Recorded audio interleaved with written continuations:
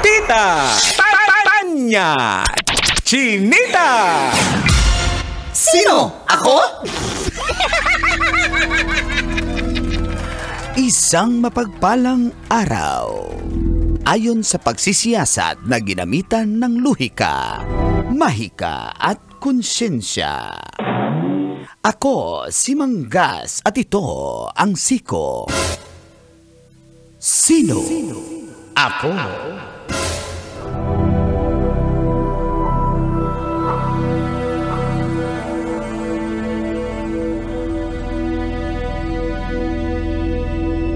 Naging viral ang isang babae sa India matapos pinakasalan niya ang kanyang sarili. Bakit? Dahil sawa na raw siyang maghanap ng jowa o ng true love. Bakit? Ano bang experience niya sa true love niya? Nalala. Papunta na naman to sa damay-damay. Ayon kay Kishama Bindu, isang 24 anyos, pagod na siya maghanap ng karelasyon kaya pinili na lamang niyang pakasalan ang sarili kahit pa na nagdulot ito ng kontrobersiya sa kanilang lugar. Siguro babaero yung ex niya. Oh my. Bagamat hindi natuloy ang kanyang kasal sa nakatakdang araw, matapos umurong ang pari at kinansilan ng templo ang kanyang booking, ay nairaos niya rin ang kasal niya dahil itinuloy niya ito sa kanyang bahay na wala raw pinagkaiba sa ibang Hindu wedding dahil ginawa niya ang lahat ng tradisyon. At kitang-kita sa mga larawan na hinalikan din ni Kishama ang kanyang sarili gamit ang salamin. Salamin. Napag-alaman na isang bisexual si Kishama at pinaniniwalaan na kauna-unahang sologamist sa India. Nais daw niya maging inspirasyon sa mga pagod ng maghanap ng true love. Suportado naman siya ng kanyang pamilya at kaibigan. Sino? Ako? Kailangan pa bang i-memorize yan? Kishama, busy! Morning call! Morning, Kabisyo, feel good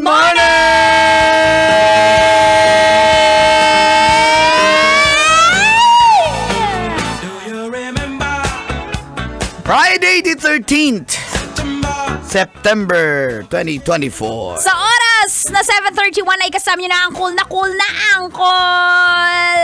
Nakuha ang true love kaya nagpakasal sa kanyang mahal. Uncle Dagol!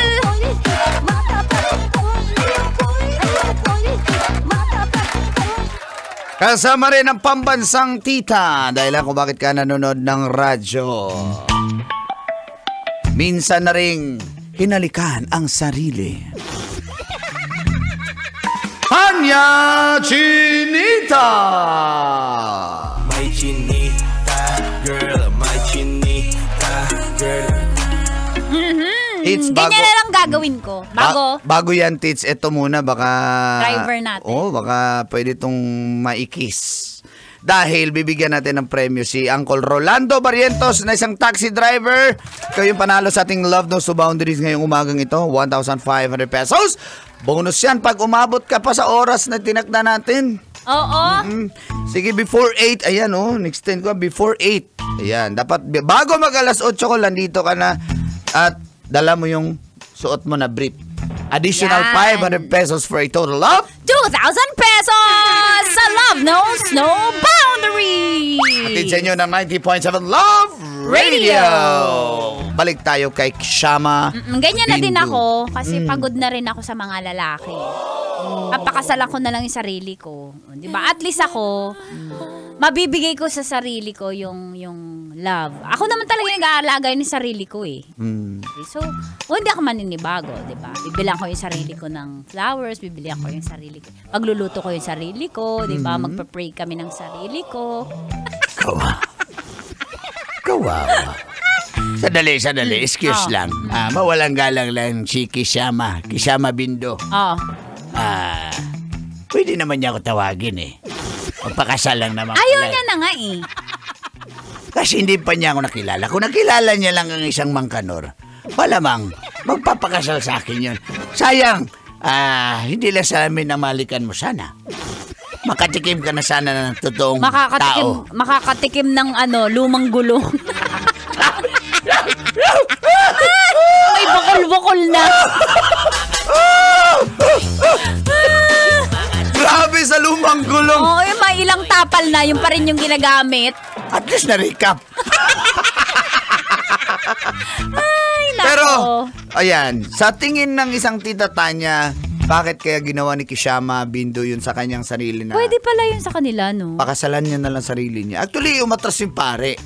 Pati yung templo, hindi siya inalaw na magpakasal doon. Tinuloy niya sa bahay. Oo. Kahit yung anong mga wedding rituals, wedding rites, ginawa niya pa rin para, sabi nga, maging legit yung pagpapakasal niya sa sarili Bakit niya. niya ginagawa? Nasabi niya naman kanina, ayaw niya na sa relationships. Pagod na siya. Pagod na siya. Naumay na siya.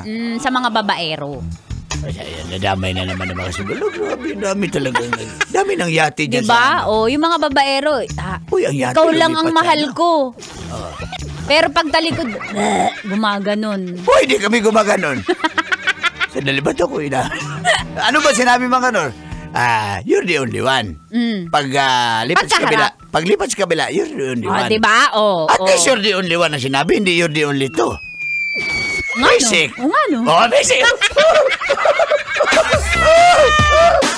Yan tayo mga kanor sinasabi nga ng ating mga drivers dyan, sana all ako na lang. Sana ako na lang Sabi ng mga driver? Sana ako na lang pinakasal ni Kishama Bindu. Sayang naman yung yung pagkadalaga niya. Well, hindi po yun sayang kasi kagustuhan niya po yun and we have to respect that. Diba? Kahit yung tita sabihin niya, ganun na lang gagawin ko, papakasal na rin ako sa sarili ko. Kasi mahal mo yung sarili mo. Pinakaunang gawin mo talaga is love yourself. Diba? Tama? Tama. Love yourself. Oo. Kasi kung hindi mo mamahalin ang sarili mo, sino pang magmamahal niyan? Tama yan. Ako magmamahal sa sarili mo.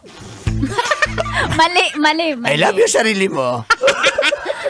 Yan. Kaya Nakakalungkot. yung iba, naging from dalaga, naging lola na. Ayaw na lang nila mag-asawa. May mga, hindi naman po, yun na hindi naman bago na may mga naging dalagang, Matandang dalaga. No, naging lola na, pero dalaga pa rin. Kasi ayaw na nga nilang makipagrelasyon.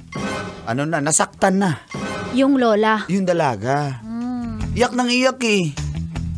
Yung dalaga. Si lola. Virgin pa kasi siya. Yung dalaga? Si lola. Pass! Hoy! Makatas pa yon. Yung dalaga? Lola! Uy! Oh. Katas na nakalipas na yun. Uy, grabe kayo At ha. least may senior citizen discount. Si Lola? Yung dalaga. Uy!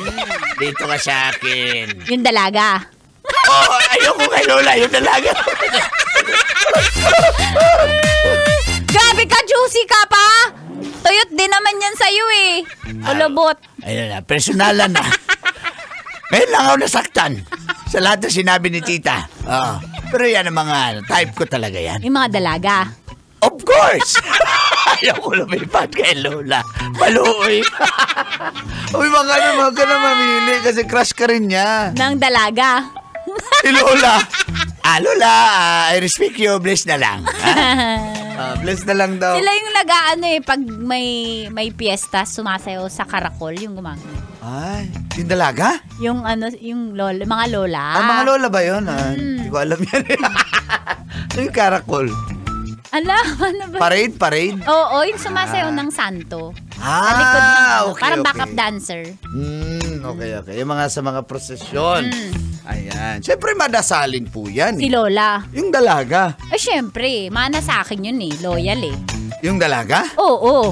Hindi, si Lola.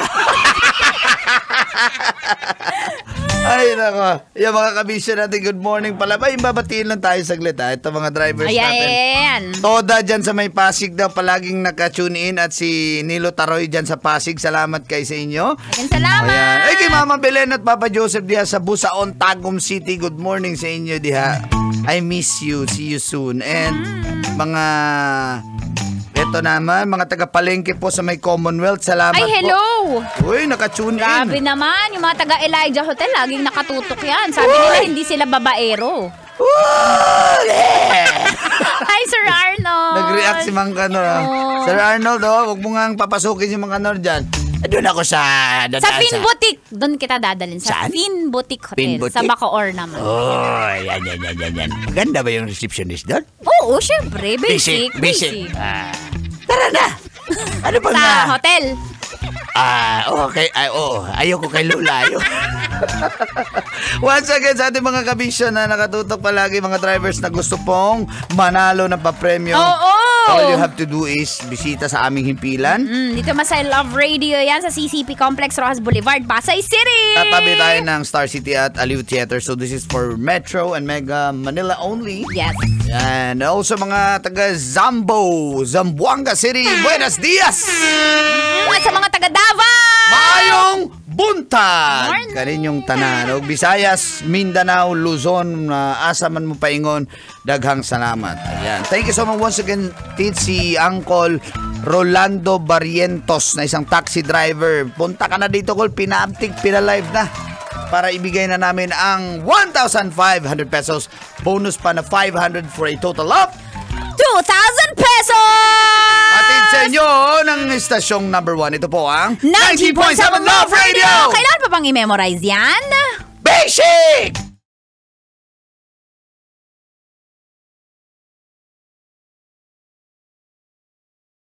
Kailangan pa bang i-memorize yan? Love Radio. Basic!